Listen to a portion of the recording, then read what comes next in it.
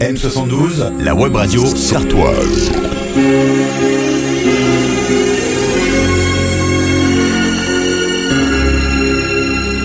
Bonjour. Pour beaucoup, enfance est synonyme de jeu, de câlin, de rire. Pour d'autres, ces jeux sont bien étranges. Les câlins pas si tendres.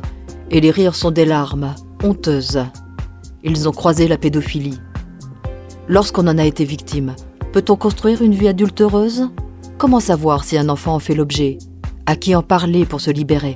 Auprès de qui s'informer ? C'est ce que va nous expliquer Patricia Pérez, responsable de l'antenne locale de MTR, Le Monde à travers un regard, à La Flèche, qui lutte contre la pédocriminalité depuis 2009. Patricia Pérez, bonjour. Pourquoi avoir créé ce groupe de parole à La Flèche ? C'était en réponse à un manque ?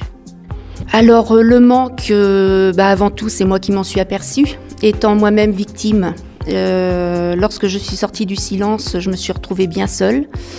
Et vu les médias et les contacts que j'avais pris auprès de certaines associations, je me suis aperçue que les victimes ne savaient pas où mettre les pieds et par qui être écoutées. Donc, en créant ce groupe de parole, j'ai essayé et j'ai eu espoir que ça donne déjà un souffle nouveau à toutes les victimes qui pouvaient venir vers moi, vers l'association. Parce que le groupe de parole, son but en premier temps est là pour libérer la parole, comme on dit, être écouté, être cru et ne plus se dire je suis folle, personne ne me croit. C'est un groupe très enrichissant. Certaines personnes au départ n'osent même pas se présenter, dire son prénom, pour certaines c'est très très dur. Et au fil des mois qui se déroulent, on voit une personne s'épanouir, une autre personne naît, s'affirme.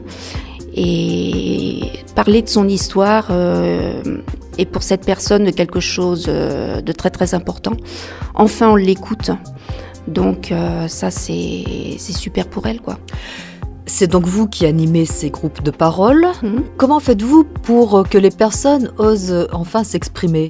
Alors moi, je dirais que il n'y a pas de miracle. La personne, déjà, il faut qu'elle soit prête à vouloir parler. On ne peut pas décider pour elle. Je dirais, moi j'ai l'impression que c'est surtout la confiance qu'on installe en échange. Il faut que ce soit aussi réversible, quoi. Il ne faut pas que ce soit que ça vienne que d'une personne. Il faut que ce soit vraiment un échange mutuel. Et surtout ne pas trahir la confiance, parce que quand on a été victime d'inceste ou de pédocriminalité, la trahison, on l'a connue de A à Z, quoi. Donc installer la confiance, ouvrir les portes, tendre la perche, je pense que être très chaleureux, être naturel aussi, pas essayer de s'inventer n'importe quoi, et laisser faire les choses. Quelles sont les personnes qui viennent participer à ces groupes de parole ? S'agit-il seulement de victimes ? Alors moi, la majorité, c'est vrai que ce sont des victimes. Mais j'ai aussi des proches, tels qu'une sœur, un frère. Il y a eu un papa qui est venu, un papa d'une 70aine d'années, qui est venu pour comprendre les réactions de sa fille qui avait été violée par un professionnel sur le Mans. Et il voulait comprendre pourquoi elle était aussi agressive envers lui quand elle lui répondait à ses questions. Donc voilà, et en nous écoutant parler, il a compris la problématique justement des victimes.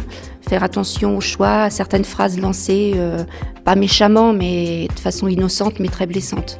Et comment peut-on détecter les signes révélateurs d'une possible agression pédophile chez l'enfant lorsqu'on est parent ? Alors quand on est parent, je dirais que, comme tous les professionnels le disent en principe, je dirais qu'en premier temps, c'est essayer d'être attentif au changement de comportement de l'enfant.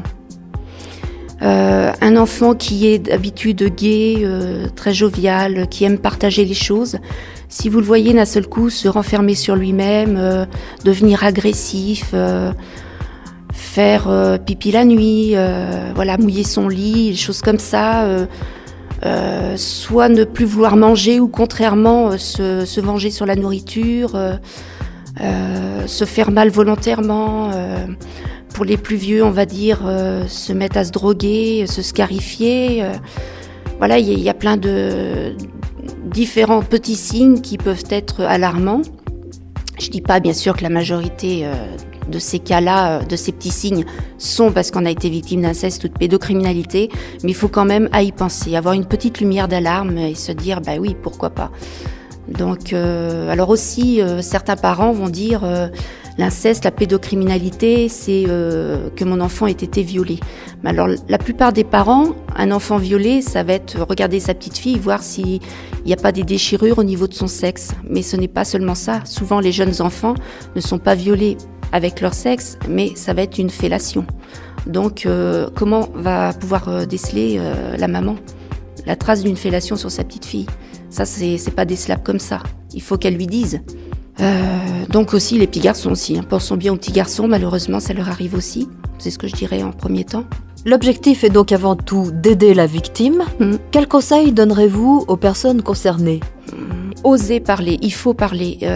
Rester dans le silence, ça ne résout rien, bien au contraire.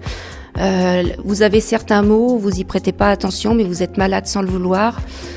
Et je dis pas que parler va vous guérir, mais vous allez prendre conscience des mots que vous avez et ensuite un chemin va s'ouvrir à vous et là vous pourrez entamer un état de guérison au fil du temps. Comment se passe le groupe de parole de la Flèche ? Il est hebdomadaire ? Non, le groupe de parole est mensuel, donc ça se passe le samedi après-midi de 14h30 à 16h30.